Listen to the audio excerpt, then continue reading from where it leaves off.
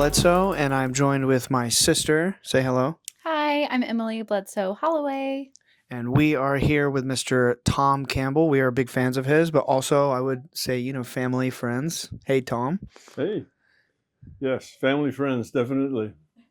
Your sister here saved us when we were at the contact in the desert. We were getting off a plane, kind of half asleep, half awake after multiple flights, and we didn't know where we were going or what we were doing or where the venue was or anything else. And this little angel shows up. She says, "Oh, I've been looking for you. Come, we have a car for you." And it's like, they were like wandering around. Yeah, that's nice.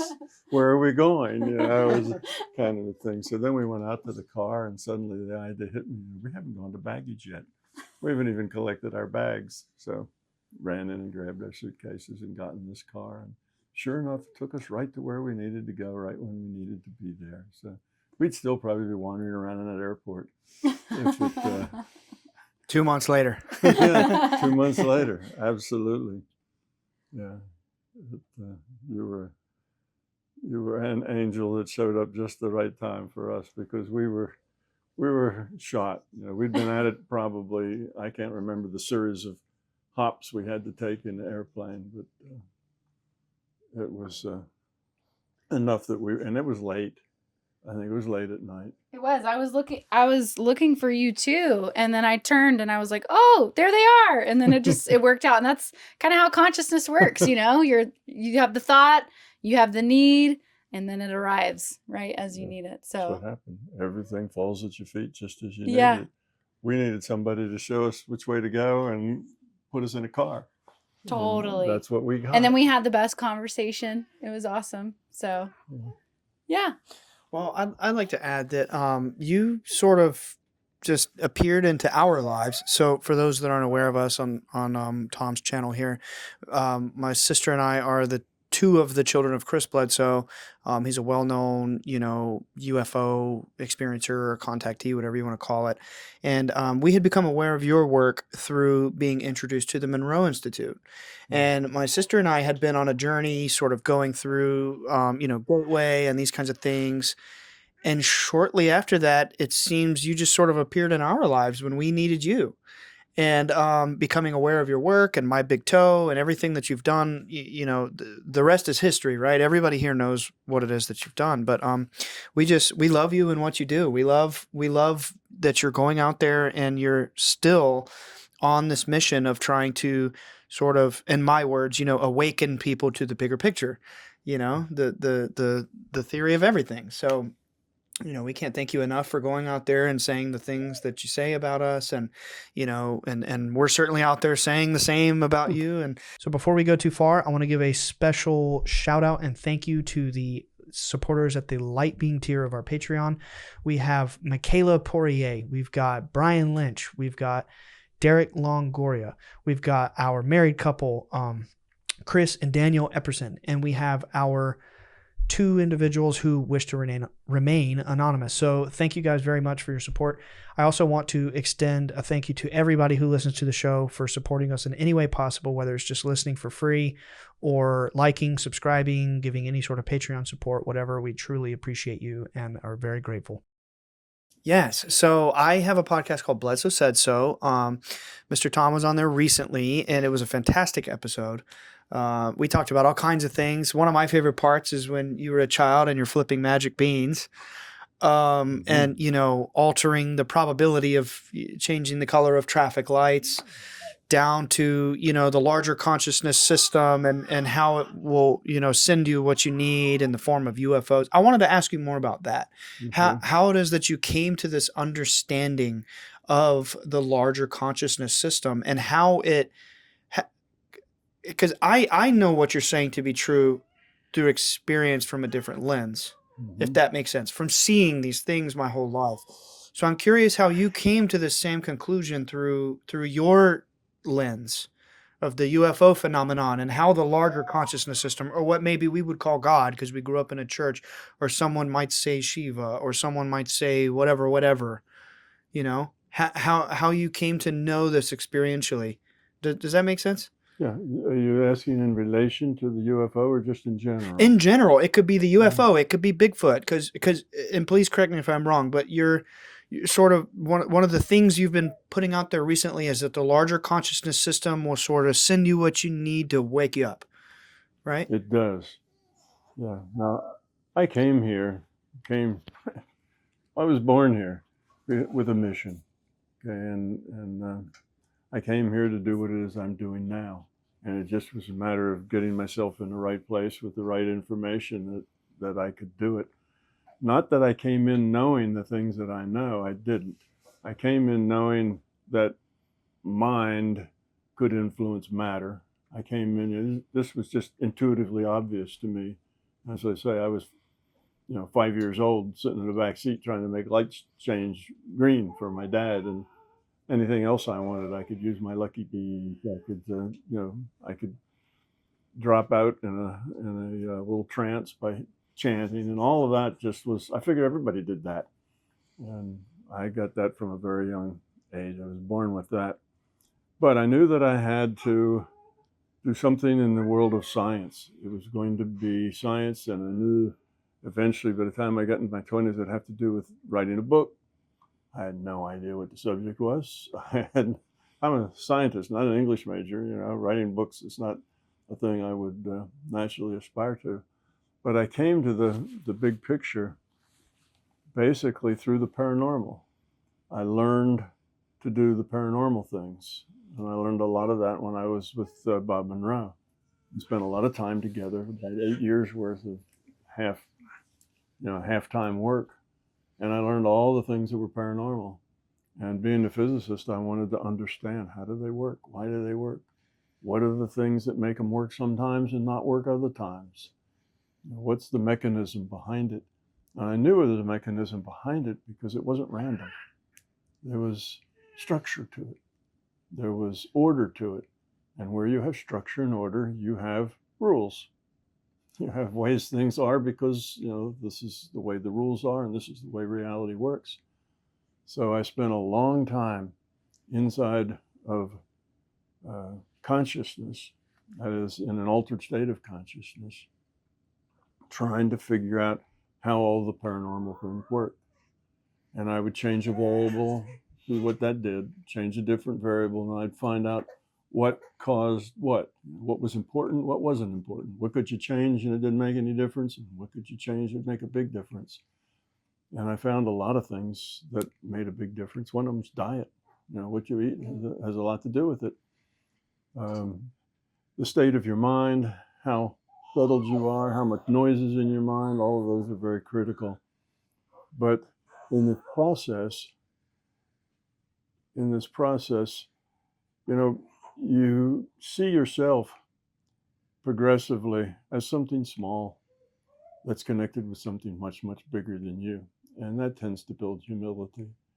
And you realize in this process that what matters most isn't so much what happens, but how you react to what happens. Lots of different things can happen and they're all okay. It's just how you deal with those things is what's really important, not so much what happens. And I learned that I ought to just let things happen the way they naturally do, because if I try to order them in the way that I think is best, it always messes things up. It doesn't work very well. But if I just let them be the way they are and try to make my own best choices, then they work out very well for everybody, not just for me. So I learned that I was my own worst enemy as far as trying to control things. Let the control go. They happen the way they happen. You just have to deal with it however it happens. So it was in this process of understanding the paranormal things that I came to the conclusion that, one, consciousness is fundamental, because I could do things in consciousness that change this reality, but can't do anything in this reality that changes consciousness. So it tells you that the arrow of causality is from consciousness to the physical reality. And I understood that eventually. It took me a long time to figure this out because nobody gave me any answers. There's not somebody out there that says, oh, here's how it works. You have to figure everything out from your own experience. Otherwise, it's not yours. How are you going to explain it to somebody else if somebody just told you the answer? That's not helpful. So you have to figure it out.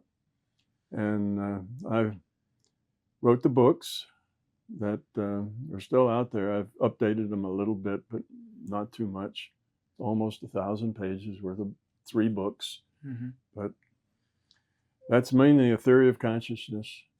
And then a couple of years after that, I realized that I could derive quantum physics. I understood enough about reality that suddenly quantum physics wasn't a weird science anymore. It was natural. It's the way things are. You know, in quantum physics, they have this thing about the probability wave collapses to a particle, which doesn't make any sense at all. Probability waves are mathematics. You know, particles are little chunks of matter, and one doesn't turn into the other. But it is a good metaphor for what actually happens. And I realized that in a virtual reality, it has to be probabilistic. It can't be deterministic, because that's just too hard.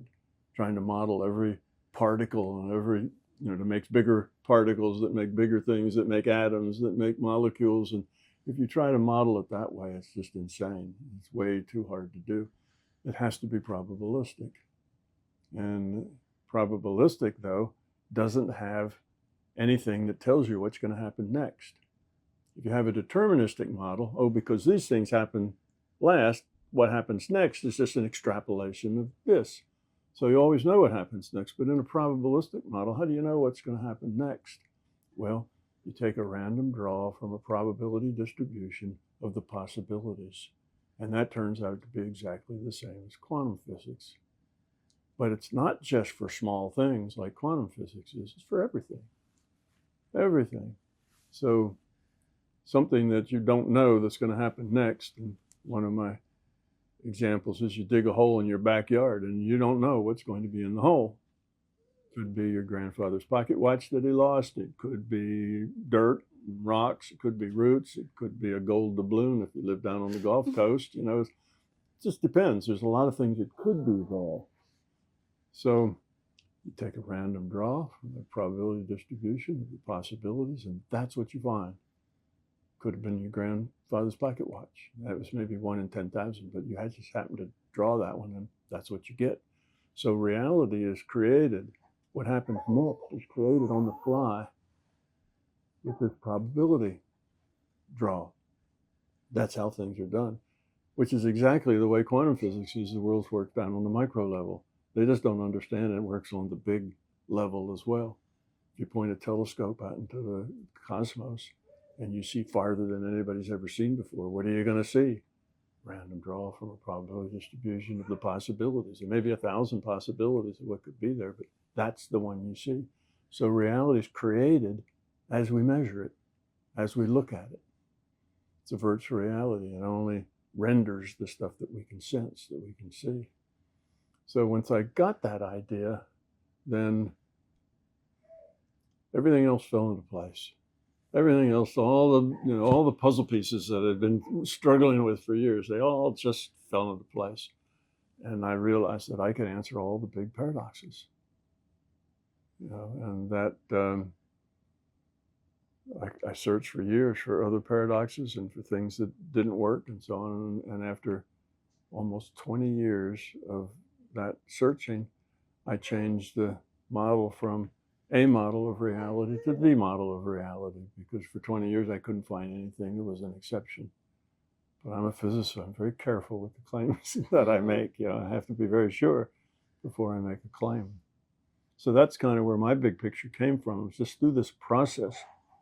I didn't have any aha moment or any big thing that exploded in my face that gave me a bigger picture. I just gradually put all the pieces together.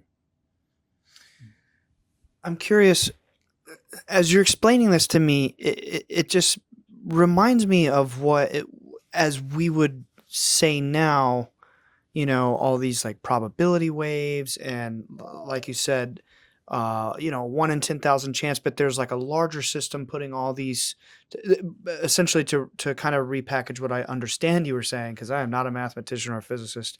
You're saying that basically reality is being rendered in real time. Mm-hmm. Right. moment to moment, which in my understanding, doing my work, which is, studying mystery schools and ancient knowledge, as well as, modern stuff like your work and the Monroe Institute and so forth, this was more or less common knowledge long ago, Sure. in the mystery schools, and Mhm. somehow or another it was whether suppressed or forgotten. So from where I'm sitting, just listening to you explain these things, and doing my line of work, just investigating these mysteries from all these different angles, it seems as if you've kind of, in my words, probably not yours, been guided to understand core truths of reality itself through the lens of mathematics.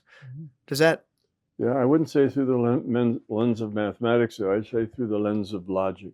Okay. You know, Okay. some scientists think that the only real science is mathematical science, but that's just not true.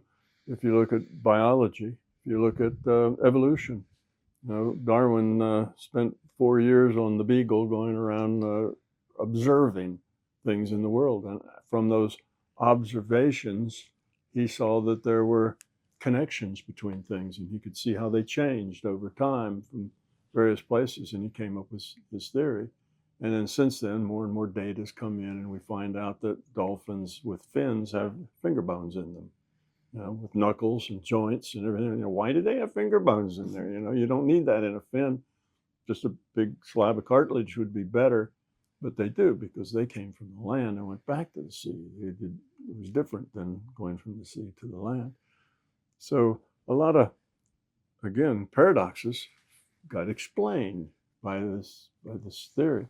But the theory was based on observation and finding logical connections between things, which is exactly what I did for those 33 years. I was observing how the paranormal works and why it works that way, and the connections between the paranormal and the normal and different kinds of paranormal. And so science needs to run on logic. Mm-hmm. Mathematics is a very narrow field of logic called the logic of quantity. Okay. But you look at the objective world, and the objective world is all about quantity. Everything has weight and size and mass and, whatever. It's got these properties. They're all measurable. So the objective world is very easily explainable with mathematics. Mm-hmm. So as long as you're trying to explain the physical world, math is a great tool. It works. Because the physical world is, it's physical. It's all about quantity. So mathematics explains it very, very well.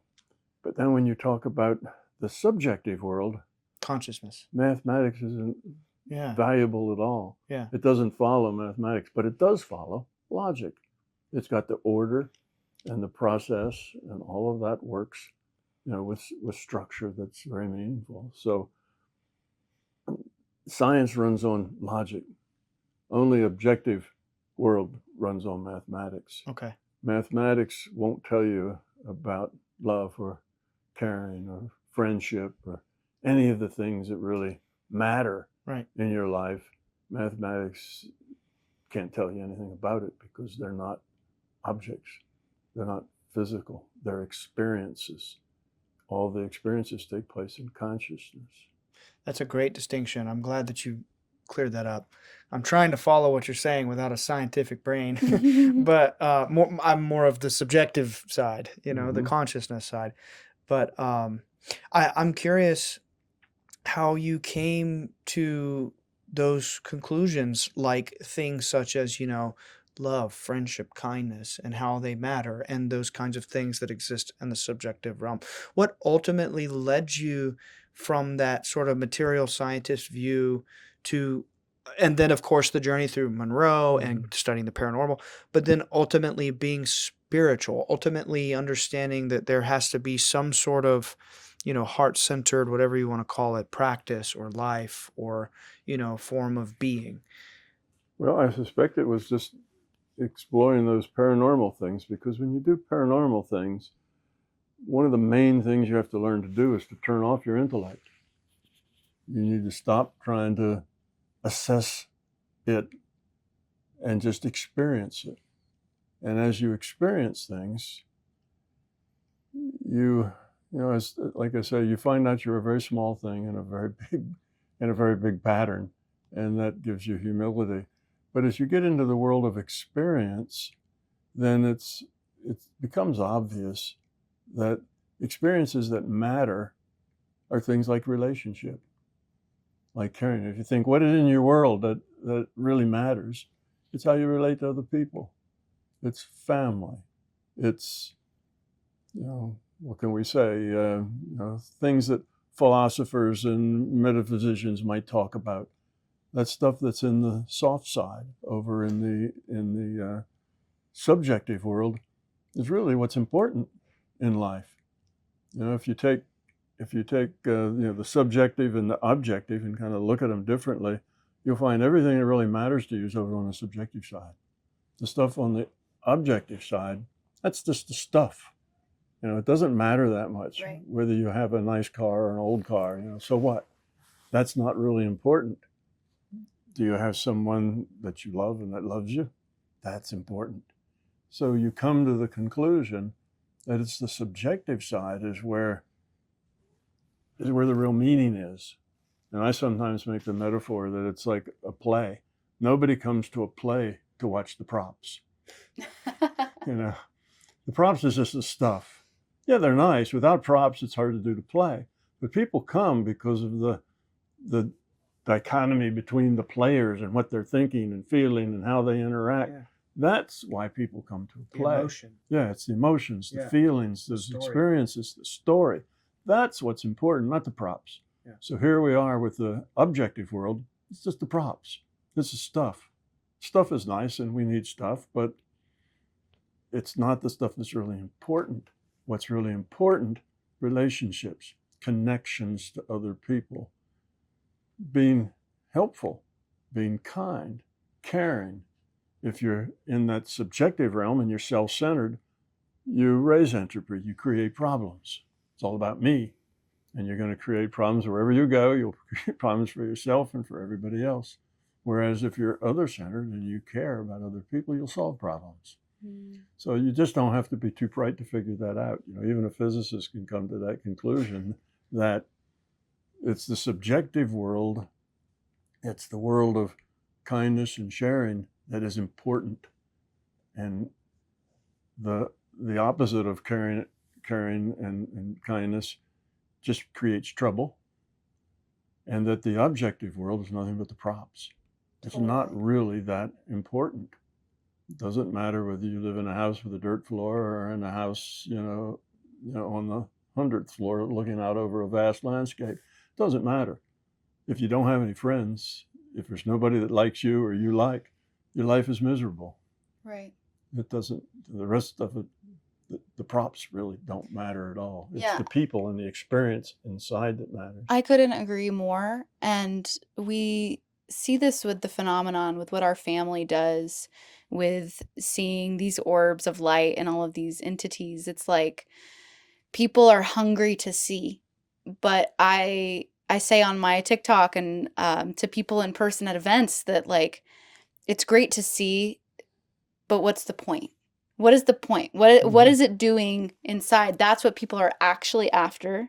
They're actually after the experience of that. So I'm curious. I have a lot of questions, but what we're kind of leaning into here, I'm curious how the phenomenon, specifically these orbs and, you know, these intelligences that are coming through more and more now, how this fits in with you and your understanding of everything, because you're so beautifully touching on the importance of it being in the heart and relationships.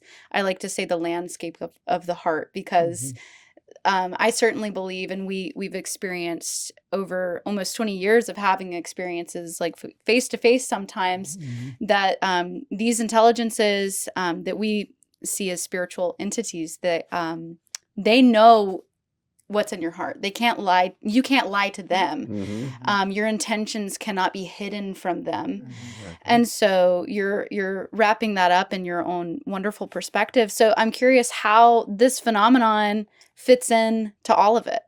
Okay, it fits in a couple of ways. And it all is one coherent thing. We'll start with I guess the bigger picture and work down to more details. The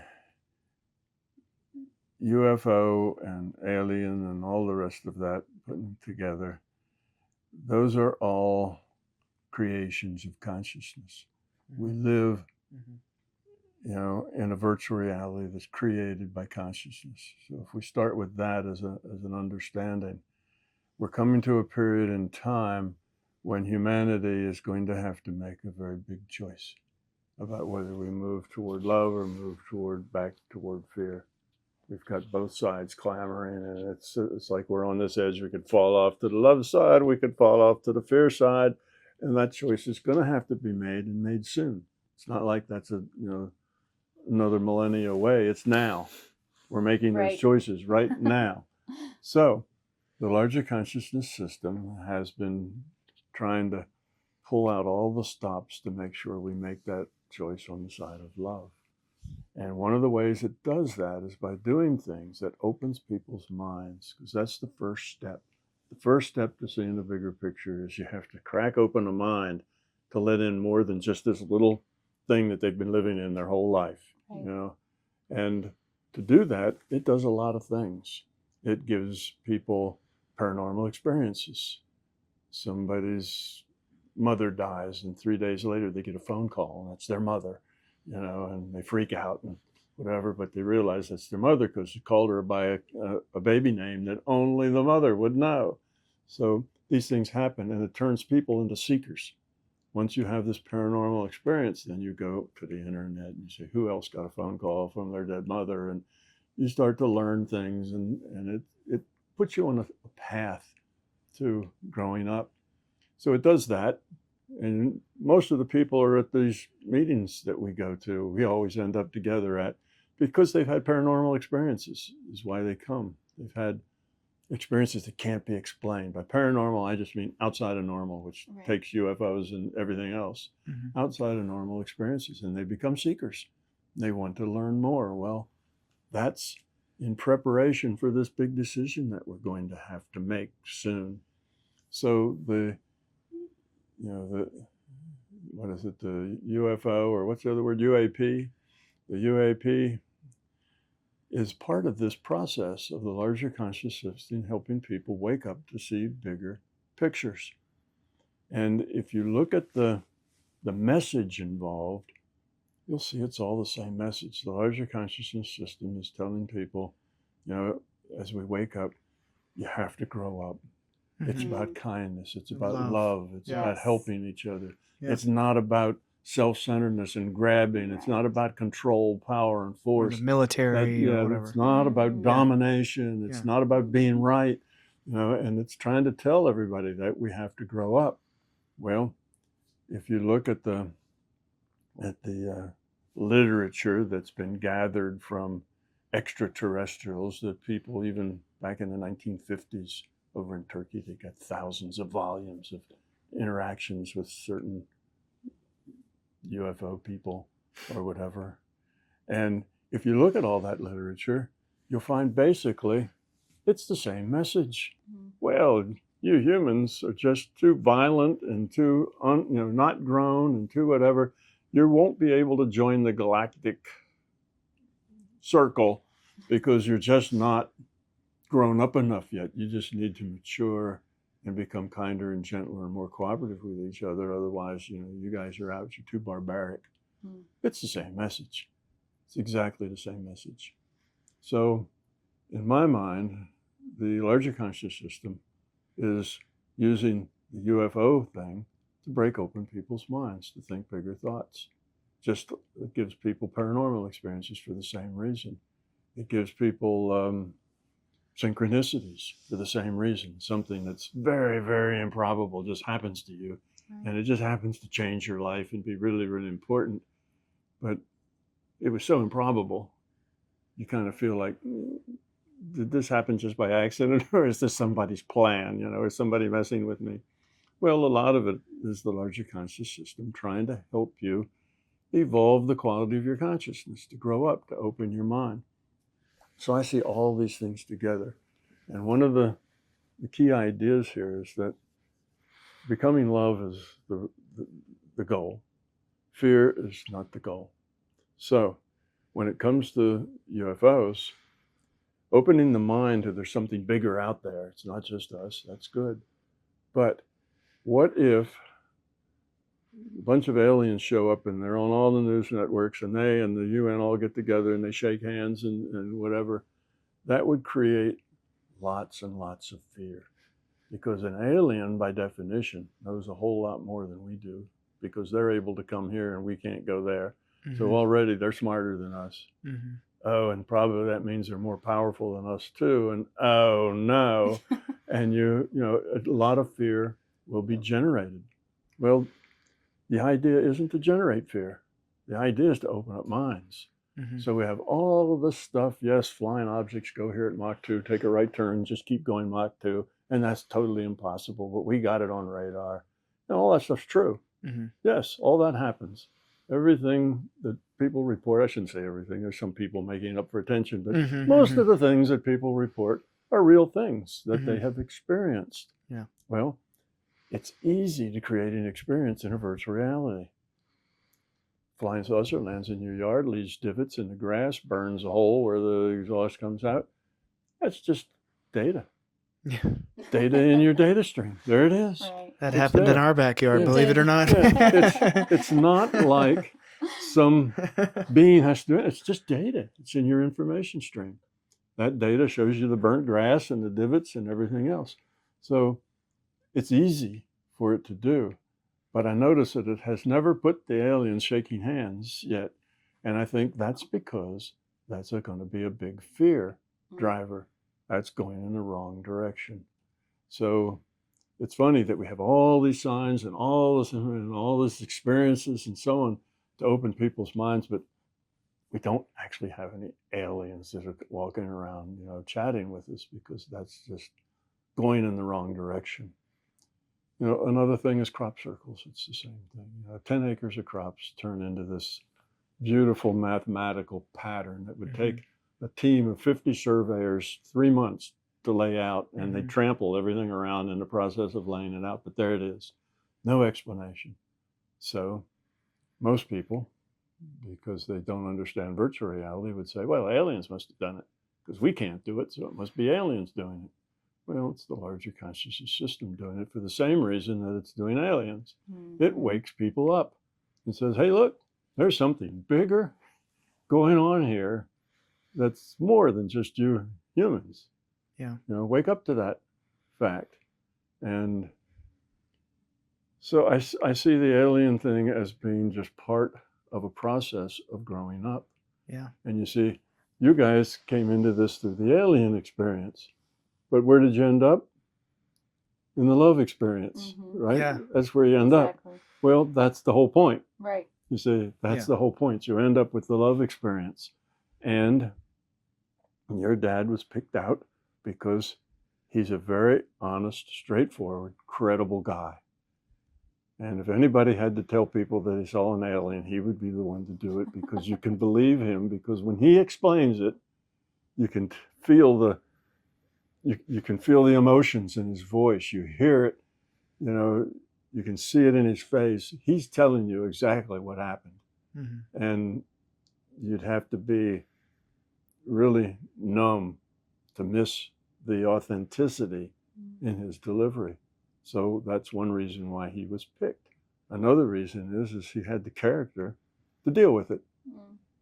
Not a lot of people would, but he has the character to deal with it and to say what he saw, and not say, well, I'm going to just hide this and run. I'm never going to tell anybody about this. Right. And he had the I don't know what he said, resilience. the fortitude, the resilience, the strength, the grit to be able to stand up and say, this is what I saw, and say it in a way that it's very, very credible. Yeah. And then he made that deal with the larger conscious system, and he said, well, you promised to bring those lights whenever I want them, and you'll get them. Otherwise, I don't have credibility here. I need to be able to do something or show something. Otherwise, I'm just another nutcase. Right. So they agreed. They said, all right, Yeah. I see your point. You're right. This is not going to go anywhere if we don't back you up. Yeah. So they did. Yeah. So now he can do that in the conscious system. It's just information. It's just data. Yeah. Here's the data, a little light, here's a little light, here's a little light, you know, and the lights can dance around and do whatever they do. It's an easy thing to do. Largely conscious system can create a light with hardly any effort at all. So there it is. Now, because he does that and can do that, he has tremendous credibility because nobody else can do that. He can do something nobody else can do. That makes him very special. That makes what he says very credible. So that's why he has this ability and this gift, because it's necessary to open people's minds and get them thinking in bigger pictures. And it's all part of the larger conscious system of prepping us to, in the next 5 or 10 years, go to the side of love rather than fall off to the side of fear. We have to grow up. We have to get enough people who crack their minds open to think bigger pictures and say, it's not just about how much money you have and how big your house is and how nice a car you have. That's not really what life's about. It's bigger than that. There's things in the universe, there's things, here that are much bigger than the stuff, than the props on the stage. Let go of the props. Pay attention to what's going on in your life and what's important and what's not. So that helps. So this whole thing is all tied together. It's all about consciousness. It's all about helping people grow up, find love. And your dad expresses that terrifically. He's just kind and is gentle and is giving as you could ask any human to be. And he shows that. And people get that when they're around him. They see that he's at peace with what he's doing and what he's got. Mm-hmm. And he's confident with it. Mm-hmm. And he tells his story, and it helps people see bigger pictures. So what he's doing, what I'm doing, what you guys are doing, what a whole lot of people here are doing, what Eisler's doing, it's all part of the same process. Yes. What Eisler's trying to do is make Psi not a woo-woo thing, but a real thing. Yeah. In the public. Observable. So that the public can see, look, this is natural. People do this. You can do this yourself if you try. Mm-hmm. See, and that will bring in another open-mindedness, crack open a mind, another, in another dimension. Totally. And it's all part of the same big picture process. So the UFO, the stuff I do about science and physics, and better physics, the things that Eisler's doing about trying to get people to see Psi as a real thing by making it into a game and making it fun, we're all rowing, we're all pulling on the oars in the same direction. Mm-hmm. And it takes all of that to succeed. Yeah. It takes all of that to succeed. And back in the 1800s, the larger consciousness system knew that all of this was going to come to a head one day. And it's come to a head now because basically of the internet. Mm-hmm. 2,500 years ago, the Buddha could get up on a rock, and if he had a really loud voice, maybe 100 people could hear him. That's all. Now, with the internet, if you say something really interesting, 1 billion people can hear you that day. Mm-hmm. The megaphone has gotten huge. Mm-hmm. So we now have an opportunity for big change in big ways across billions of people rather than, 100 people got that message, and 100 people at a time, you don't get through 9 billion people. It disintegrates faster than you can grow it. Yeah. But with the megaphone we have today, we have for the first time in history a chance to take a big step forward in spirituality, in growth, in caring about each other, in love. Mm-hmm. We have that opportunity. Now all we have to do is actualize it. Mm-hmm. And to actualize it, first step is get people kicked out of their rut so that they have a bigger picture, thinking in bigger terms and bigger possibilities, so they don't feel that they know everything already, that there's something mysterious out there, and that helps that helps them see bigger pictures. Yeah. The next thing that's going to happen is the scientists, I think, have to agree that, you know, virtual reality is a better idea. And when they do that, that's going to kick off a whole sea state change in attitudes about what does that mean. And in the beginning, there'll be a lot of fighting. My God's a better programmer than your God's, you know, that sort of thing. But then we'll get over that, and people will see that, and they'll realize that it's about love. I think That's the big deal. That's the thing. And when that happens, even if we only get 10% of the people agreeing, the other 90% will come in 4 or 5 years, because that 10% will be so much happier, so much more smiles, so much more productive than the part that's still being fear-based. The fear-based people I want to be like them. Right. So but you have to have a sizable minority before that takes, you know, it goes on itself, chain reaction. Right. And a decade later, you'll have most of the population thinking that love is the most important thing, not the props. So that's where we're going. That's why we're going there. It's because we're being pushed. Now's the time we're going to have to make the choice. That's because of the technology. Now's the time. And if we make the wrong choice, then we'll back up probably 20 years or 100 years, but we'll get there again. We'll just keep chugging until we make it. Eventually. Eventually. We'll get there because evolution, you know, just keeps pushing on. Right. I was recently, you've reminded me of something that happened to me recently. I was reading a text about this kind of not commonly known thing called Kashmiri Shaivism. And it's just like a small section of tantric Hinduism that popped up 1,000 years ago in Kashmir, which, you know, is no longer a country.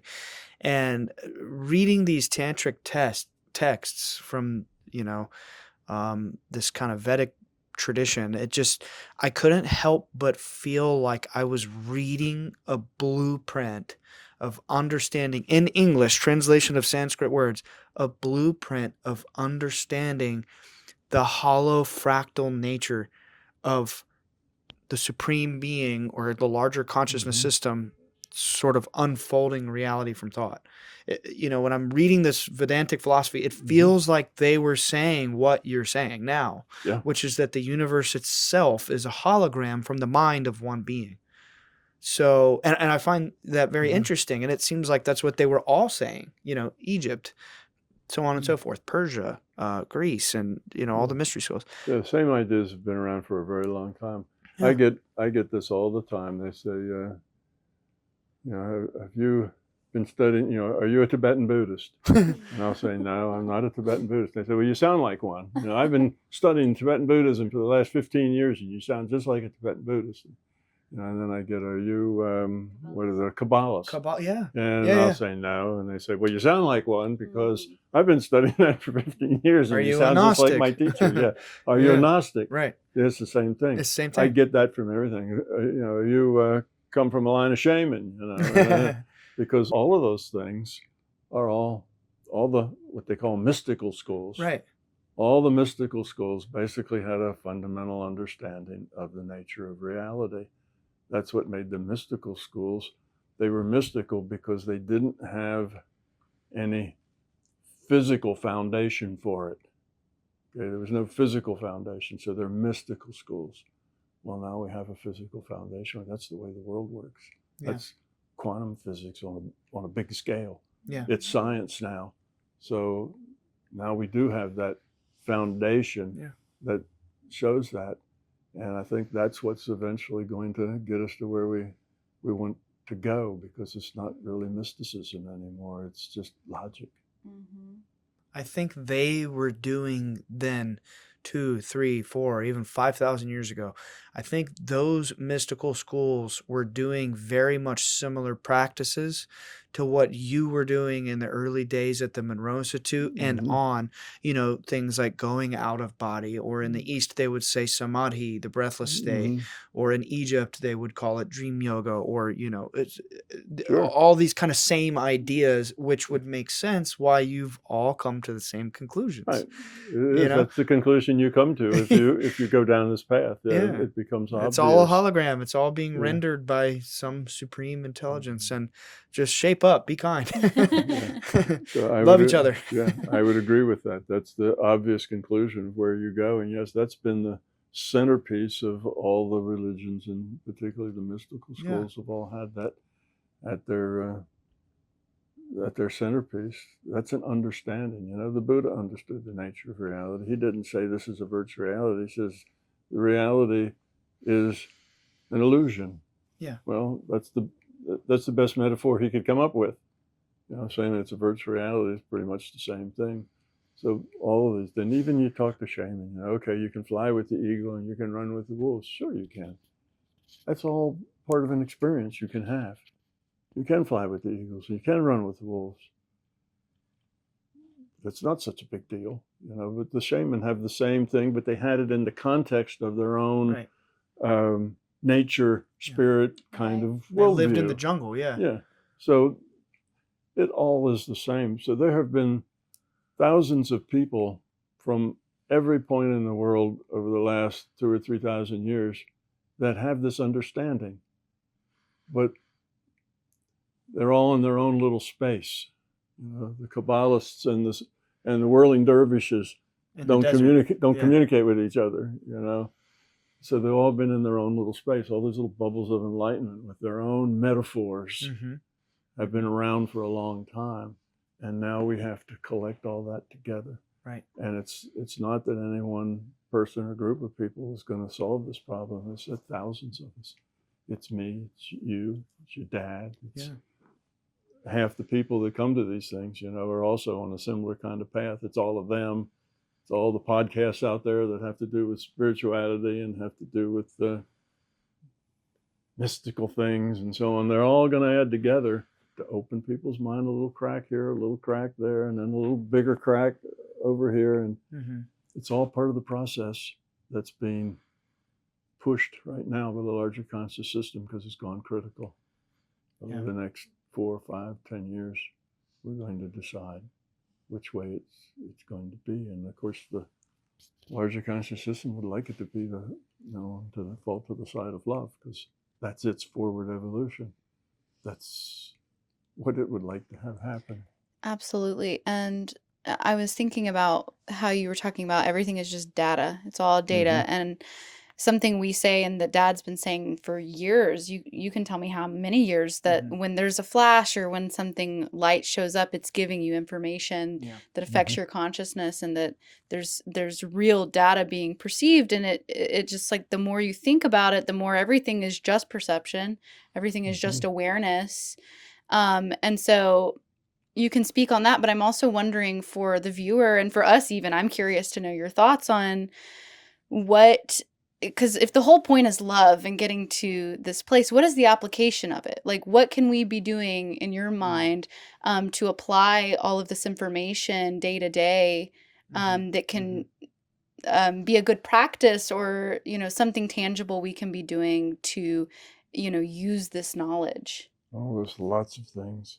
One thing that we can do is to stop being judgmental. Yes, that's our Father's number one thing. Yeah, stop being judgmental with everybody.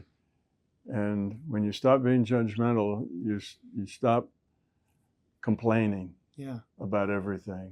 You accept things the way they are. You deal with them the best you can the way they are. You don't feel like, well, they need to change and they need to change. Right. And, I need to change those people because they're wrong and I'm right. All of that is dysfunctional. That's ego, that's fear, that's control, and it's all very dysfunctional. So we shouldn't judge people. Secondly, we need to stop trying to control things ourselves. People grow up and they want to control each other. They want to control their spouse to stop throwing their dirty underwear on the floor. They want to control this and that and other things because it's not the way they like it and it's not the way it should be. according to them. So we want to control things in our life. I want my children to grow up and become professionals. They all need to become doctors, lawyers, or engine chiefs, or something more important and secure and make a good living. And we have this need for them to be that way. So we try to arrange things to make it be that way. We don't want our kids to grow up to be drug addicts.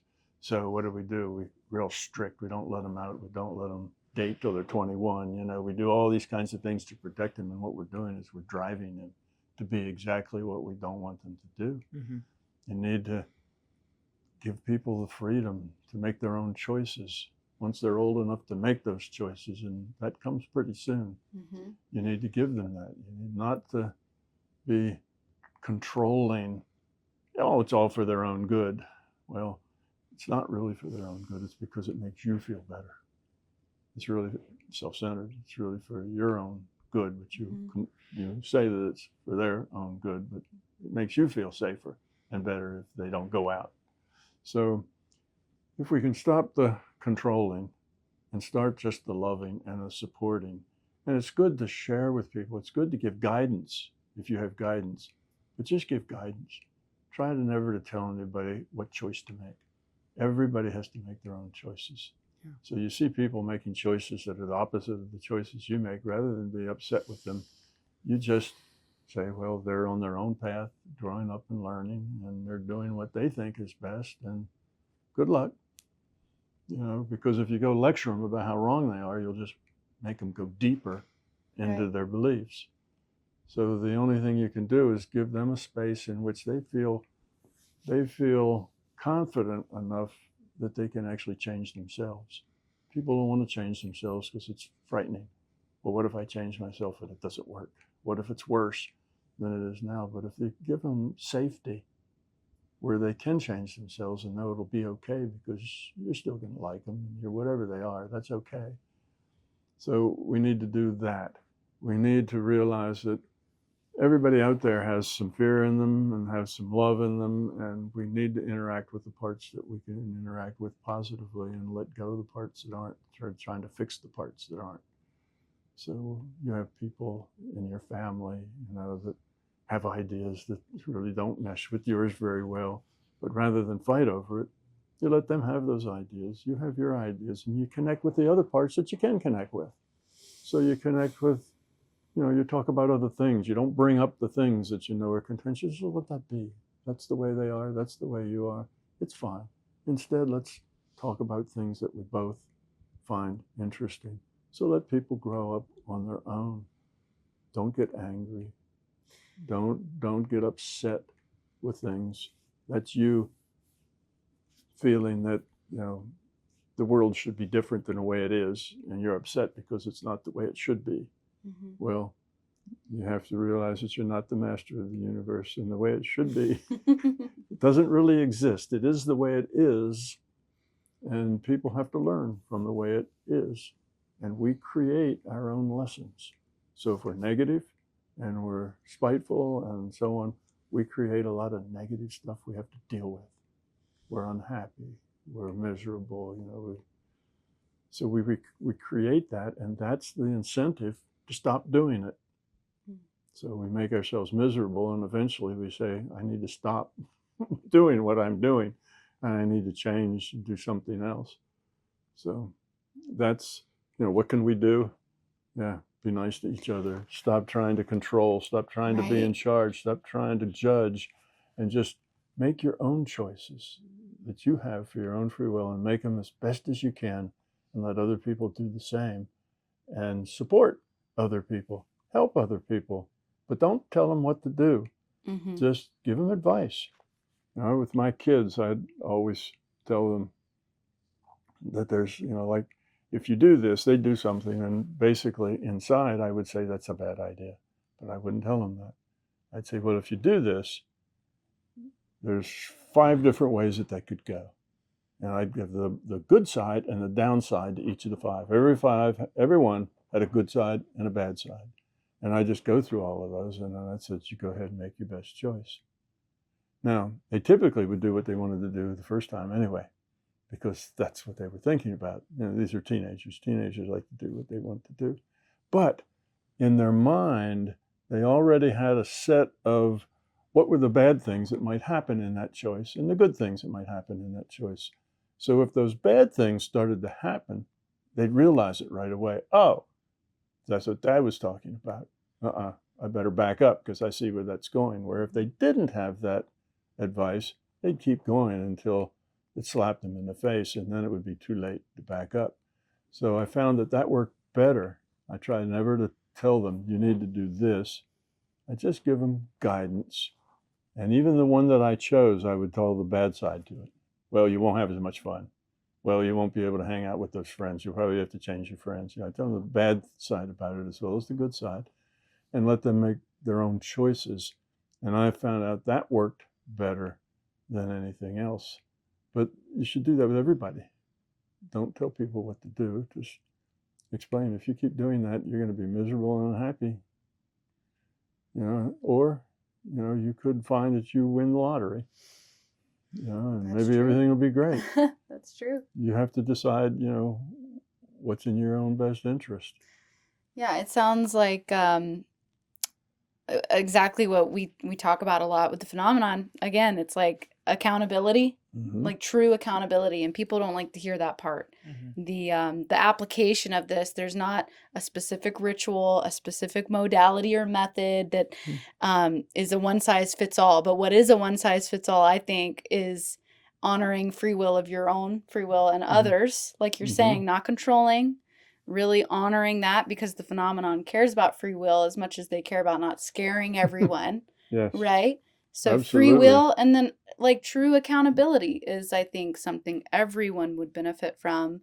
And there's not a necessarily specific way to do that, but everyone intuitively could do it if they had the intention and the actual desire to hold themselves accountable.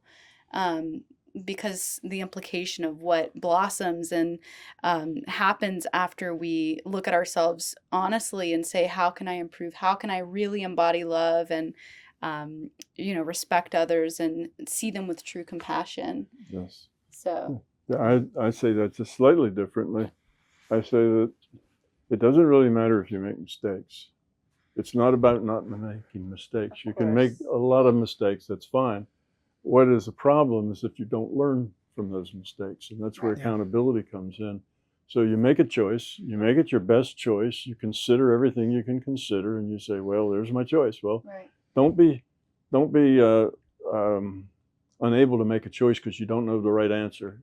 Come up with your best choice, do it fully, do it whole, do it totally, and then look at the consequences, look at the results, and learn something.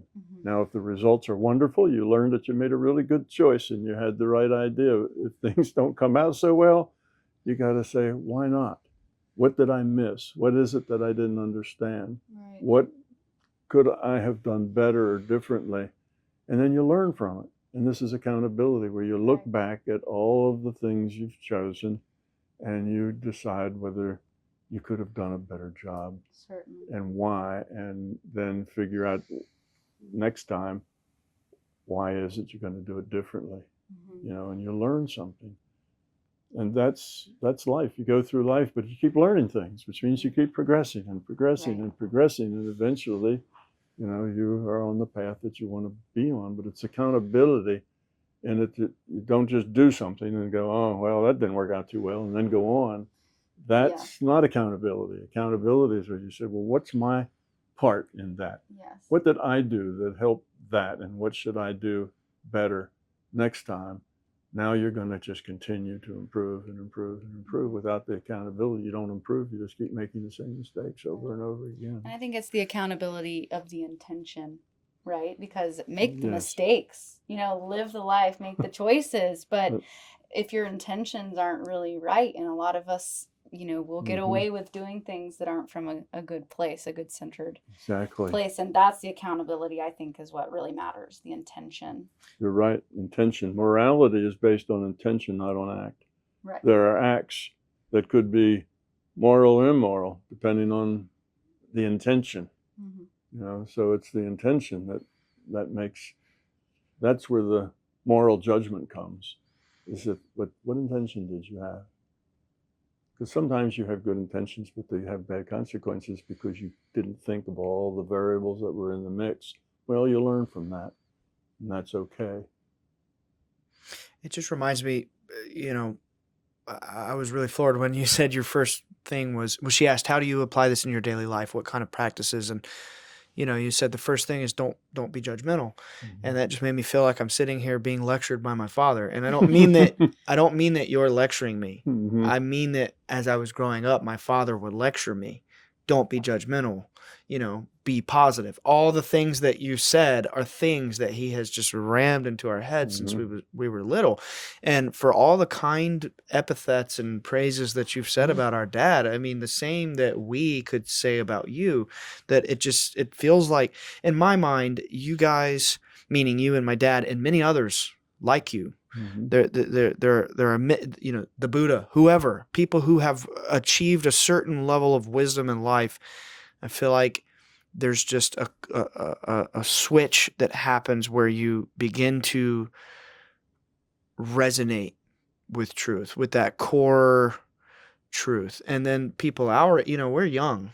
You're what, 29? I'll be 33 next weekend. We've got a long way to go, and then we learn from you guys, and it's just like, makes me scratch my head. Like, here I am at 32 saying, oh man, I guess my dad was kind of right when I was oh no. because as a teenager, he would say, be positive, don't be judgmental, all these things. And I'm like, okay, get a grip, Dad. This is annoying. And now I'm 32 and I'm like, you were right. And as we grow, we gain this wisdom. And I just feel like when I'm listening to you, it's like I'm hearing the same lessons my dad raised me with. And so I can't help but wonder, is there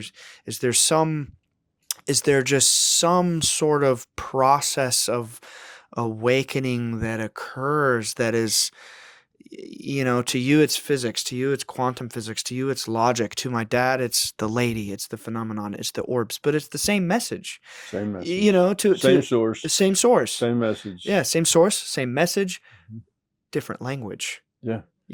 And we need the different languages because there's a lot of different people in the world that all speak different languages. Yeah. And, what works for some doesn't work for others. Yeah. So, I'm working from like a science perspective and a metaphysical and perspective, a philosophical perspective. He's working at it from a totally different perspective, but we're doing the same thing. Yeah, it's the UFO Definitely. Perspective. Yeah. But like you said, it's the same source. It's this, I really believe that truth itself is multidimensional, and that what you call the larger consciousness system, we just say God or the phenomenon or the beings. We have a number of words because we just throw out all these different words because I think they resonate differently, with different people. And I really do think that it's multidimensional, and it's a truth that's ineffable. And it can be achieved in states like what you've done in your work, or my dad through trauma, through whatever.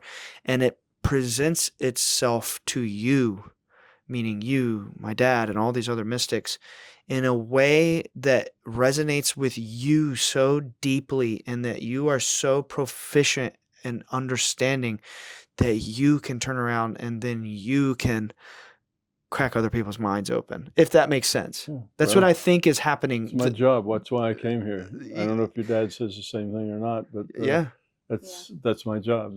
That's why I incarnated here at this time, and it's why I'm doing what I'm doing. And your dad was picked because he had those understandings. Yeah, he had that quality that he needed to be credible and to take the message and have the gumption and the courage to go forward with it. Same with me. Yeah. I'm a rogue physicist that, a rebel. derives God. What kind of physicist does that, right? So again, an outsider that you have to have the courage to step up and take that and go where you need to go. But it was that's why I'm here. Yeah. And this is the time for it. It is. This is the time. So all the stops are being pulled out, and this is when we're going to make the choices. Yeah. I think we're going to make a good choice. I think in the end we'll make a good choice. I think so too. Humanity usually pulls it out in the end. It's usually close, but they pull out a good response at the very end. Yeah. But the system will not abrogate anybody's free will. Free will is kind of sacred. If there's anything sacred, it's free will. You don't overrun somebody else's free will. I agree. That is not a good thing. It may get you what you want in the short run, but it has a higher price, negative price in the long run. Yeah, agreed. Definitely. Well, I think that is a very good place to put a pin in it. And of course, I think this is just such a wonderful a thing of us coming together, of you and my dad becoming friends. And, my sister and I had been kind of fans of yours before we knew you had ever even heard of us.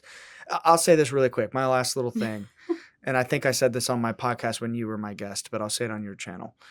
When we met at Psi Games last year, how nervous was I? We were nervous. Tom Campbell's meet gonna be you. here. Tom Campbell's gonna be I was here. like, there he goes. I was like, I was in the process of, becoming were an walking with outreach Joe. trainer for the Monroe Institute. And like I'm going through week-long intensive at the Monroe Institute, watching documentaries they still show documentaries where you're talking, Yeah. at Gateway and all these things. And you're such a fundamental part of that whole process and the history, and TC, the physicist in the books, which I had to read. So when I met you, I was like somewhat starstruck, and you're like, oh, hey, good to meet you. Friends with your dad. I was like, you know who we are? Like, and here we are, we're friends, and it's just a wonderful thing to me. I'm very grateful that we're friends, and we love you. So Well, then I'll tell my story on that side. please. I had not, maybe I had vaguely heard, but I hadn't really ever connected with your dad.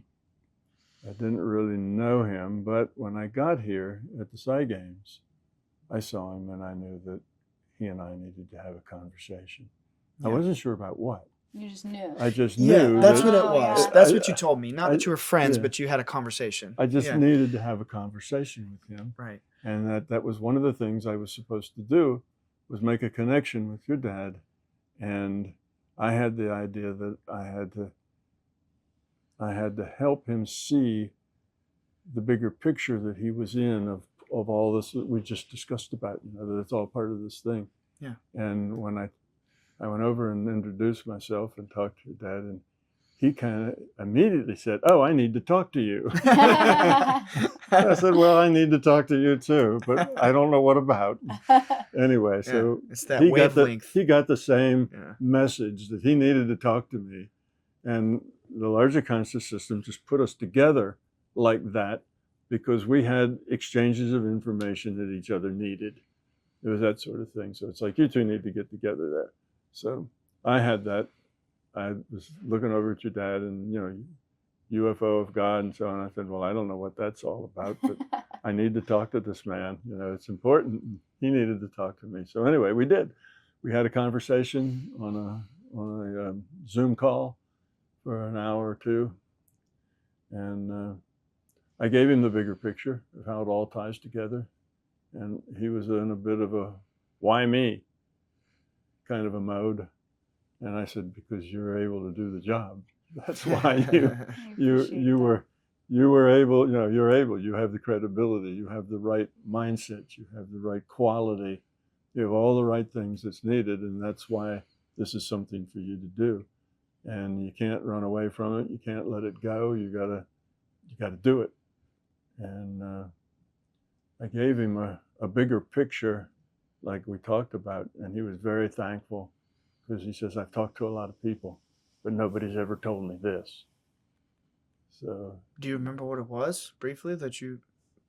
Yeah, I told him what we've just discussed. Okay. It's all part of the bigger picture. That, yes, those ETs, the little things with the red eyes and all of that was just information that the larger conscious system sent to him because he was chosen to carry this message forward and wake up a whole bunch of people Yeah. from their slumber and, trying to kick their minds out of the box that they were trapped in, Right. Thinking out of the box. And that was what he was supposed to do. Right. And at the end, he was telling me about some of the things that he had to do and the places and the people he met. And, he met with somebody, they wanted to shoot the lights and Yeah. all the rest of this DOD stuff. people. And yeah. I said, yeah, you you're traveling in a lot of circles that I know is hard for you to deal with. You know, that'd be hard to deal with people like that. But I said they're part of who you're trying to wake up.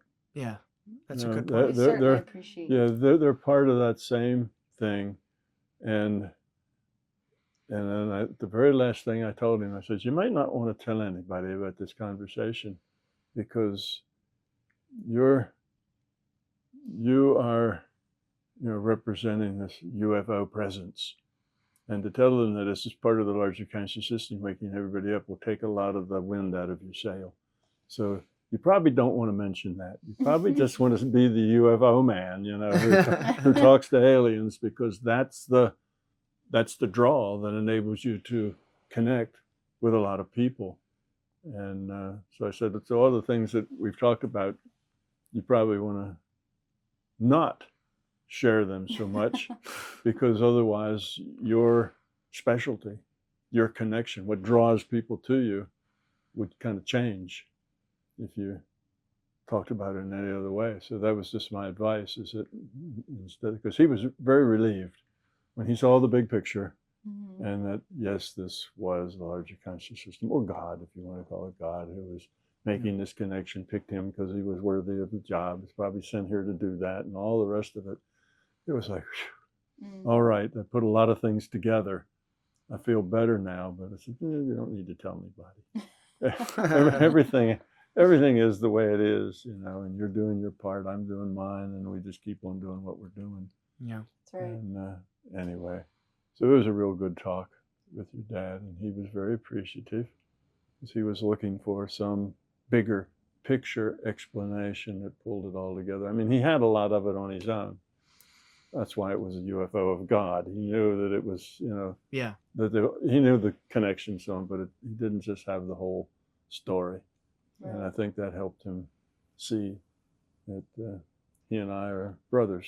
Yeah. And we're just doing what it is the same work, do, and we're doing very similar work, just in very different ways. Yeah, but the same flag, the same team, the same, exactly. And we certainly feel that.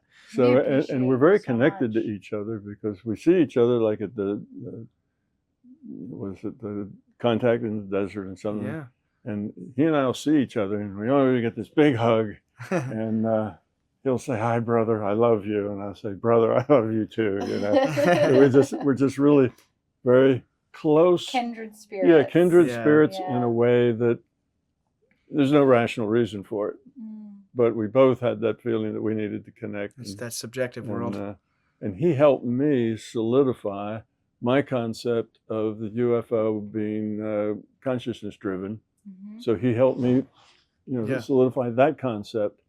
And I helped him kind of solidify his idea that this wasn't just a weird UFO thing happening to him, but he was part of a much bigger picture that had a much bigger meaning and significance in the world than just what it seemed like.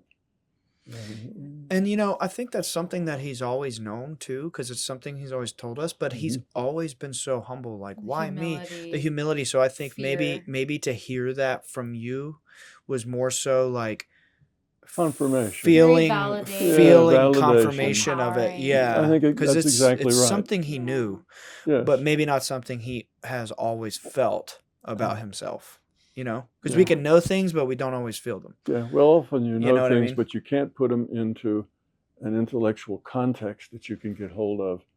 And I think I helped him with that. Yeah. But he helped me put together the UFO consciousness thing too, because I thought about it a little bit. And I right away, I told him, I said, well, this thing that you've experienced, larger conscious system brought that to you, gave that to you because it thought you could carry it forward. And that's why you're doing it. So you have to do it. Sorry, you can't back out of that when you too late. It's too late. You're going to have to do that. Yeah. But at the same time, I started thinking about it then, and I started thinking of the whole UFO process. And then I realized that, it's the same message. You Earthlings are just too violent and barbaric. You cannot join the great galactic circle yet. But we're watching you, and when you grow up, you can join. Well, it's the same message, the larger conscious system. And all these people, Seth and Bashar and all the others that are channeled. They're basically all saying the same thing. Yeah. You humans need to grow up. You need to be kinder. You need to be nicer to each other. And they tend to have the same message, but in different tones and different variations that fit different groups of people. Right. Yeah. Yeah, totally agree. We very much, I think we've passed overtime here. So Yeah, Tom, we are so appreciative of you and your friendship and your support. And every time you comment on my TikTok or like will share, it makes me so happy Yeah. and so grateful. And I look forward to seeing you at more events in person and hanging out more and more. But just to shout out, I have a TikTok. I'm Bledsoe Baby. And I am on Instagram, Emily Holloway Voice. I have music on Spotify, Apple Music, all of those that is enhanced with the Monroe Sound Science. That's called Colors by Emily Holloway. But yeah, that's kind of how you can find me. I also have a website, emilyholloway.com. That's my married name. I am a Bledsoe. But yeah, that's me. And then Ryan, if you want to. I have a podcast, which I would recommend you start with my episode with Mr. Tom. It's called Bledsoe Said So. And then I actually recently have become certified to run Monroe Institute programs. I'm what's called an outreach trainer. So I run exploring consciousness programs. That's at ryanbledsoeofficial.com to book there. So bledsoesaidso.com and ryanbledsoeofficial.com. Yeah. Yeah.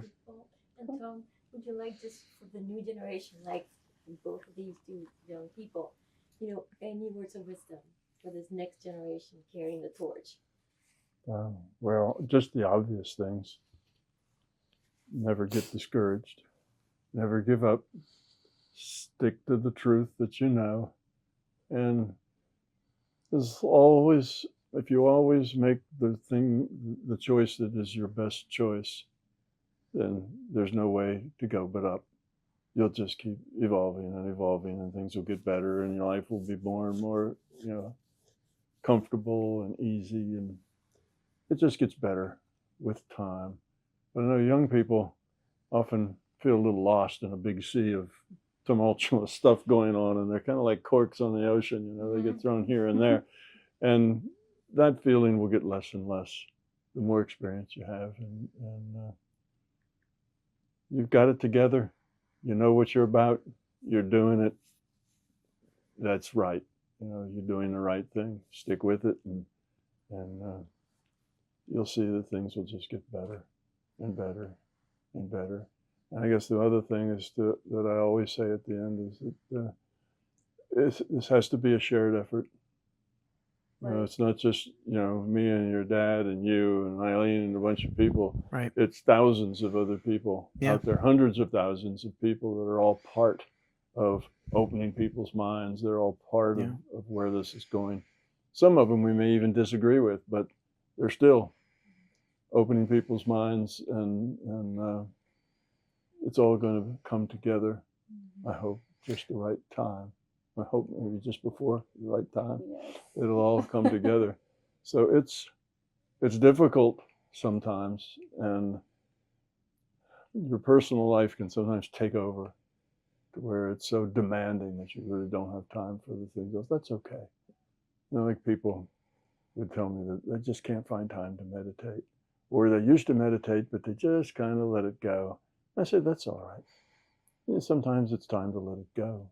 Take the time to kind of pull all the learning that you've done together, and then you'll get the urge to start again. Mm-hmm. So Mm-hmm. be good to yourselves. Be gentle, and it'll all work out in its own time, in its own way. Profound. Yeah. Can I give a quick special mention? We got into a bind, and we sort of just decided last minute to do this, and we said, sure, we'd love to. And we didn't have a camera with us. So this young lady, Corey Muefo, could we just say your channel really quick? Yep. Corey Muefo, or check out the Phenomenon Project on Spotify or Apple Podcasts. So the Phenomenon Project, or Corey with a K, Muefo, she was kind enough to film this for us. She has a fantastic, and I bring this up because you said it takes hundreds of thousands of people this young lady has a special talent of seeing orbs. She came to a Skywatch with us, and then it was off to the races, and she gets really good footage. So I would also encourage you guys to check her channel out. A very kind, open heart. And She's was- someone we would trust for everyone to go Yes, view. and she Yeah. very much was kind enough to film this for us. So Yes. I thought that would, be a wonderful Good. mention. Glad So, glad yeah, you added yeah. that. Supporting your wife. Oh, and my wife, yes. And shout out if you heard a little baby in the background at some point in the episode. Ryan's new son is here with My us. newborn son, yes, so, yeah. So thank you guys. We love you very much. Family. Yeah. Thank you. Yeah. Thank you, Tom. Thank you, bro. This was fun.